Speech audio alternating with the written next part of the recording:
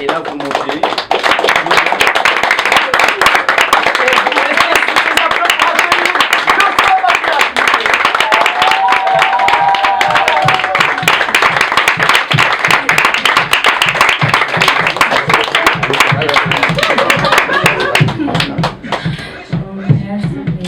Ça va? Yes. Yes. Bien ou pas? Tapez des mains, faites du bruit! Est-ce que vous êtes chaud? Non, non, là je kiffe, vous êtes un public au top, vous êtes chaud bouillant. Et là je vais refaire mon entrée en scène et je veux que vous soyez encore plus chaud bouillant que la canicule. Voilà, je vais refaire mon entrée en scène et là on va regobiner. Et là vous allez envoyer le pâté. Quand je dis le pâté, c'est pas le pâté de campagne, c'est le pâté de la ville de Paris. Voilà. Vous êtes chaud? Ouais! Vous faites la main comme ça, comme la télécommande. Comme ça, tout le monde comme ça. Appuyez sur le bouton. Allez, c'est parti!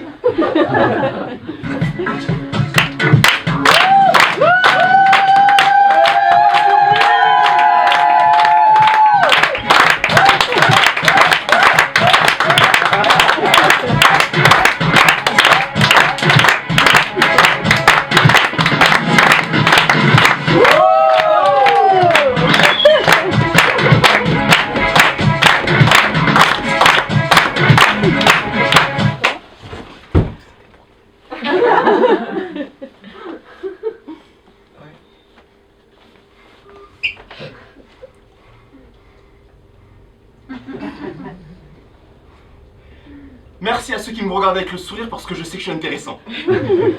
Non mais c'est dingue parce que même si je vais à gauche ou à droite, vous allez me regarder. La preuve.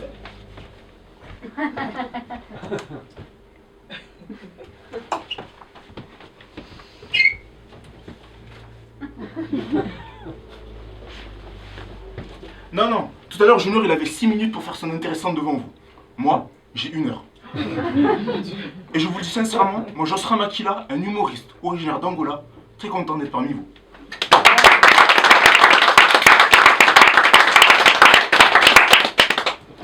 Donc je me présente, je m'appelle Josserand.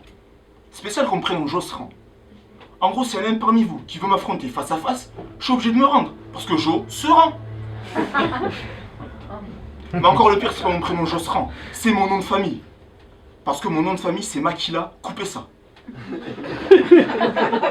Voilà, voilà. C'est l'autodérision, ça marche toujours, je sais. Vous imaginez même pas ce que j'ai subi à l'école. Josserand, tu dois couper ça. Même mon prof de maths, quand il faisait l'appel en cours, dès qu'il disait mon nom de famille, il le disait en dansant. Josserand, Makila, coupez ça. Monsieur, on va mettre les choses au clair, c'est seulement Makila. Coupez ça. Makila, coupez ça. Makila, coupez ça. Makila, coupez ça. Et alors, tous ceux qui ont dit coupez ça, je vous attends à la sortie. Et je vous dis, je serai un super héros, on m'aurait appelé couper ça men. L'homme qui est capable de couper ça. D'ailleurs, les organisateurs de la boîte à rire, ils vous ont pas dit. Ici, si vous ramenez des gâteaux et des pizzas, vous m'appelez, je vais couper ça. Voilà. Mais j'ai connu pire que mon nom de famille, c'est que j'avais un ami à l'époque, au collège, il s'appelait Elakivala. Je sais, je sais. Pour ceux qui ne savent pas, mon ami Elakivala, il a joué dans le générique Inspecteur Gadget. Elakivala. Allez, tout le monde.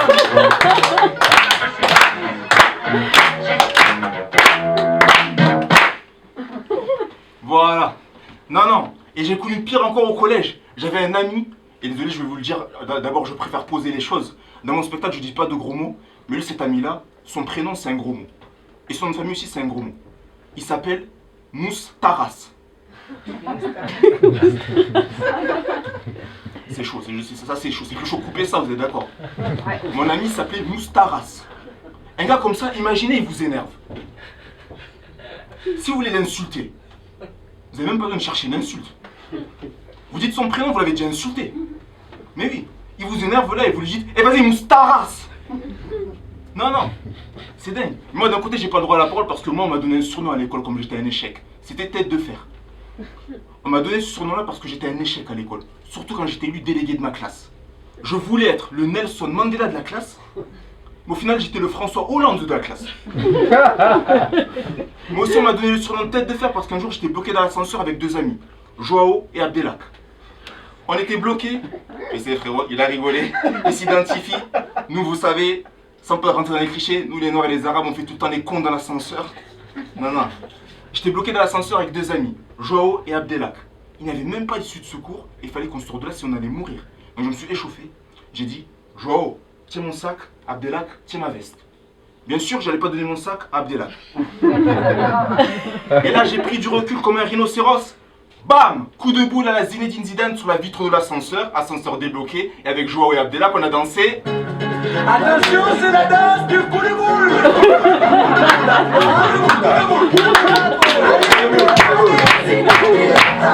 Allez, tout le monde! À gauche!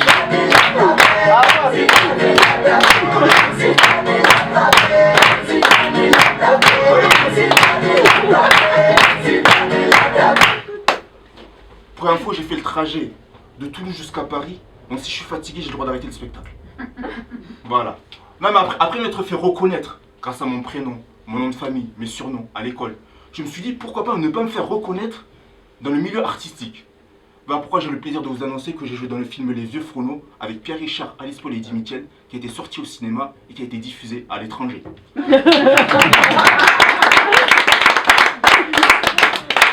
Et actuellement là, je tourne dans un film d'horreur. Qui a rigolé? Celui qui a rigolé, il s'est dit, il a pas dû tenir longtemps, je sais. Non, non, non, vraiment, j'ai joué dans un film d'horreur, j'avais même le rôle principal. Et ça a même pas inquiété ma mère. Non, non, parce que ma mère, elle m'a dit, tu peux jouer dans les films d'horreur, mon fils. Mais pour moi, un film d'horreur, tu sais c'est quoi? C'est quand je te vois danser en public. Ah oui, parce que pour ma mère, je sais pas du tout danser. Ah oui, démonstration.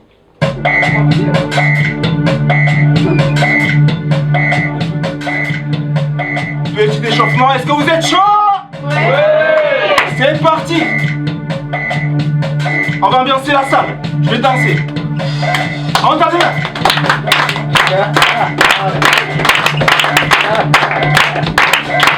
On tape les mains. C'est comme ça. Comme ça. Et c'est parti.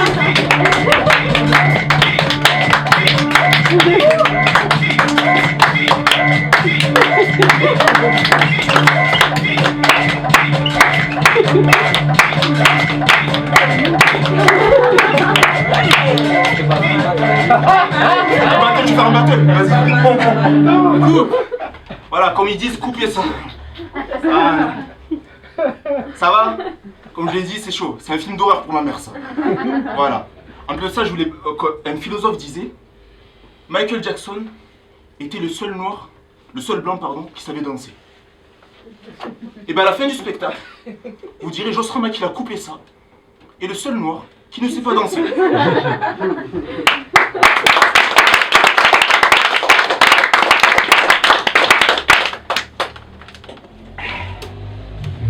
Ça va toujours? Oui. Super. Et je vois que vous êtes nombreux, ça fait plaisir. Alors juste par applaudissement, qui savait pas que je venais d'Angola? Ah ben vous êtes au courant, c'est pas... C'était du spectacle, une question bête. Mais vous êtes au courant parce qu'on sait jamais, il y en a ils m'ont dit qu'ils savaient pas déjà. Non, non, moi vous savez, je suis originaire d'Angola. L'Angola c'est un pays d'Afrique où on parle portugais. Les Portugais faites du bruit. Portugaise. Portugaise. Notez bien, la boîte à rire bientôt en construction. Nickel. C'est nickel. C'est nickel. Portugaise. D'ailleurs les Portugais, je tenais à vous dire en tant qu'Angolais, il y a deux choses. Il y a une déception qu'on a envers vous et une reconnaissance. La déception c'est que, par exemple, à Paris, quand par exemple il y a un match de foot de l'Algérie, voilà, il y a le drapeau partout, vous êtes d'accord? Mais pourquoi, quand il y a des travaux partout à Paris, il n'y a pas le drapeau du Portugal? Je comprends pas. Vous avez honte, c'est une fierté. Mais quand même, je vous remercie les Portugais parce que il y a un plat qui se fait souvent en Angola, c'est la morue du Portugal. Bacalhau. Bacalhau, voilà, tu connais. Ça doit être portugaise, toi. Voilà, la morue du Portugal. La morue du Portugal, moi j'ai goûté, j'avais une amie portugaise, Valéria, elle me l'avait fait. C'est très bon, mais ça fait puer de la bouche. Ah non, non, non. Moi je vous dis, et moi la dernière fois que j'ai goûté la morue du Portugal, je puais tellement de la bouche que non seulement j'ai tué ma brosse à dents, ensuite j'ai tué mon dentifrice, et surtout j'ai tué le nez de tous mes amis. Ah non, en gros ma bouche, c'était une arme à feu. Mais après, le positif, c'est quoi? C'est qu'avec la morue du Portugal, t'as un point positif, c'est que tu peux faire fuir les moustiques l'été. Ah oui. Donc quand je vous dis tu peux faire fuir les moustiques l'été, c'est bien parce que ton haleine, en gros, avec la morue du Portugal, c'est un insecticide professionnel. Bien sûr. Moi, les moustiques, ils venaient chez moi, qu'est-ce que je faisais? Morue du Portugal, je soufflais, ils partaient. Et déjà, je peux vous dire, ils me laissaient tranquille, ils m'excusaient, ils s'excusaient parce qu'ils avaient intérêt déjà. Et en plus de ça, ils m'ont dit, comme mon prénom, Josran, je me rends. Tout simplement. Et voilà, je remercie les Portugais vraiment qui sont là, parce qu'on mange beaucoup de morue du Portugal. Mais également, je ne vous l'ai pas dit, mais aussi je remercie les Brésiliens. Il y a des Brésiliens dans la salle. Ils sont sûrement en train de jouer au foot, peut-être, on sait pas. Non. Non, les Brésiliens, je les remercie parce que vous savez, l'Angola a inventé la capoeira. Voilà, c'est pas le Brésil qui a inventé, c'est l'Angola qui a inventé. On se servait de cet art-là pour s'en servir comme un sport de combat lors du temps de l'esclavage. Et maintenant, on remercie les Brésiliens parce qu'ils ont pu rénover cet art, qui est maintenant une danse qui est reconnue dans le monde entier. Voilà. Ce qui veut dire qu'à l'époque, en Angola, on se servait de la capoeira pour être Bruce Lee. Maintenant, au Brésil, on se sert de la capoeira pour être Michael Jackson. C'est dingue. Surtout aujourd'hui, quand je vois les conditions en Angola, laissez tomber. Ah non. Ah, moi, je préfère la France. Je suis bien en France. Vraiment. L'Angola, pour ceux qui ne savent pas, les conditions de vie, c'est chaud. En gros, c'est 2 mots et t'as un choix. Réussir ou mourir. Non, non. Surtout niveau température. Ah non. En Angola, il fait trop chaud. Même en hiver. En hiver, vous mourrez. Pour ceux qui ne savent pas, en hiver, moi, un jour, j'ai fait le trajet de l'Angola jusqu'à Paris en hiver. Et mon corps n'était pas prêt. Mon corps n'était pas prêt parce que je suis passé du chauffage au congélateur. Voilà, parce que pour ceux qui ne savent pas, la température, même en été en Angola, c'est la canicule à Paris multipliée par 25. C'est chaud. En gros, si tu vas en Angola l'été, c'est comme si tu allais en enfer. Tu vois? En gros, t'es mort, t'es mort. Et vous savez, moi un jour, j'étais parti l'été en Angola.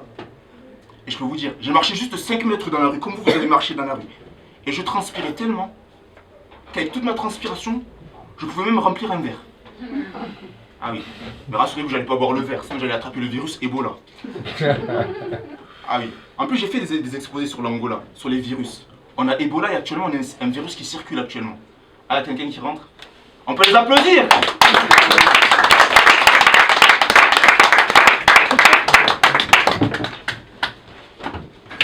Vous prendrez un mois à la vie scolaire. Voilà. Non, non, il y a un virus qui circule actuellement en Angola, ça s'appelle, qui est pareil que Ebola, et en plus fort. Ça s'appelle Katolo Kolo Kolo Kolo Kolo Kolo Kolo Kolo. Je sais, vous avez cru que je vous ai parlé indien. Non, non, un virus s'appelle Katolo Kolo Kolo Kolo Kolo. Et un jour, j'ai fait un exposé sur l'Angola, avec mon prof d'histoire, et il m'a dit, Josran, peux-tu nous dire un virus d'Angola? J'ai dit, oui, il y a un virus qui s'appelle le Katolo Kolo Kolo Kolo Kolo Kolo. Josran, très drôle, on sait que tu es humoriste. Allez, s'il te plaît, balance. Katolo Kolo Kolo Kolo Kolo. Josran, ma patience a des limites. Je vous le dis, monsieur. Katolo Kolo Kolo Kolo Kolo. Josran, ici on est en France. Si tu veux parler indien, va en Inde. Y a pas de souci, monsieur, parce que de toute façon, moi j'aime bien les vaches et j'aime beaucoup le riz aussi. Tout simplement. Ah non, il sait pas que le prof que je suis content qu'en Angola on parle portugais. Parce que ça, vous savez quoi? Comme je parle portugais, comme vous, madame, et comme vous. Vous savez ce que ça veut dire, mesdames et messieurs? Qu'on peut discuter avec un joueur de foot comme Cristiano Ronaldo. Ou encore Neymar. Par applaudissement, qui ne connaît pas Neymar? Ah, donc vous connaissez Neymar, le joueur de foot du Paris Saint-Germain. Reconnu pour son talent de footballeur, mais aussi reconnu pour son talent de comédien. Un gros simulateur sur le terrain. Pourtant, le gars, il fait semblant d'avoir mal. On peut applaudir.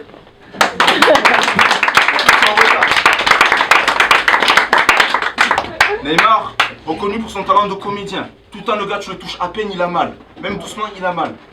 Juste, j'aimerais savoir, qui aimerait rencontrer Neymar un jour en face à face, par applaudissement? Personne. Ah, à vous? Comment je vous appelais? Manuel. Manuel. Eh bien Manuel, je te dis un bon conseil. Si un jour tu rencontres Neymar, ne lui touche jamais une partie du corps. Non, non. Parce que tu sais, Neymar, il est tellement fragile que si par exemple, tu lui touches la main doucement, le lendemain, il aurait un plâtre. Si tu lui fais la bise, même Manu, il aura le lendemain une démangeaison. Et le pire, tu lui fais un massage doucement. Avec toutes tes mains douces que je pense que tu as peut-être. Je te jure, Le lendemain, tu le vois avec des béquilles. Ah non, je vous dis, Neymar, vous savez quoi? Il est mort de rire. Je comprends pourquoi t'es au premier rang. Tout le temps, ceux qui sont au premier rang, c'est ceux qui sont le plus morts de rire. Non. Non, je vous dis, Neymar, il fallait lui donner un surnom. C'est le nom de la pièce de théâtre de Molière, le malade imaginaire. Ah non. Et il y a pire que Neymar. Vous savez, il y a qui? Luis Suarez. Qui ne connaît pas Luis Suarez? Oh le mytho. Vous connaissez pas madame? Du Barça, arrête. Le joueur de foot du FC Barcelone, mais... Celui qui mord les gens. En plus, c'est ce que je voulais faire en plus. Toi, tu vas apparaître sur copie comique, je te dis. Il a volé ma vanne, vous avez vu un peu? Je suis désolé. Faut le faire danser devant tout le monde.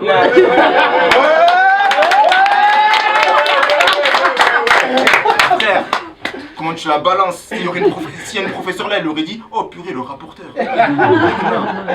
Non, comme il a dit vraiment, en plus c'était mon sketch. Mais bon, les droits d'auteur, tu vois, je te dis.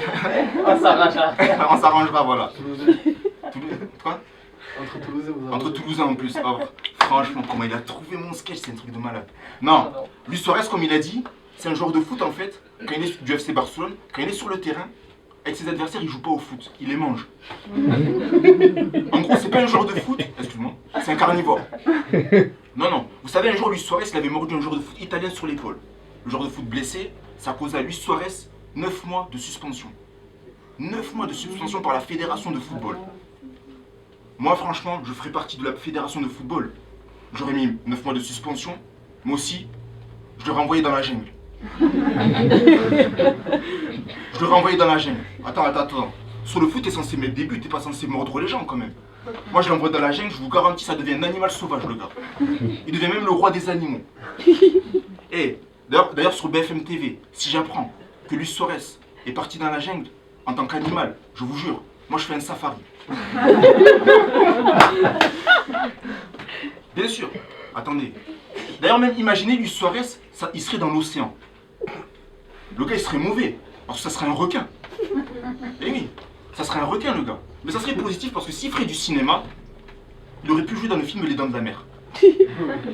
Bien sûr. Moi, je vous dis, je serais l'entraîneur artistique ou l'agent artistique de Luis Suarez. Il jouerait ses matchs avec un protège-dents. Tout simplement. Ah non, c'est ouf. C'est ouf. Mais je dis ça parce que vous savez, moi, vous savez, je parle de Luis Suarez qui mord les gens comme vous, comme toi. Parce que moi, quand j'étais à l'école, tu m'en personne, toi. T'es sûr? Pourtant, quand t'as volé mon sketch, je pensais que t'étais bien fan de Luis Suarez, frérot. Non, je parlais de Luis Suarez qui mord les gens parce que moi, quand j'étais à l'école, je faisais souvent des bêtises, je mordais mes camarades. Voilà. Et quand mes parents étaient au courant, qu'est-ce qui se passait? J'avais des cours de c'est quoi ça?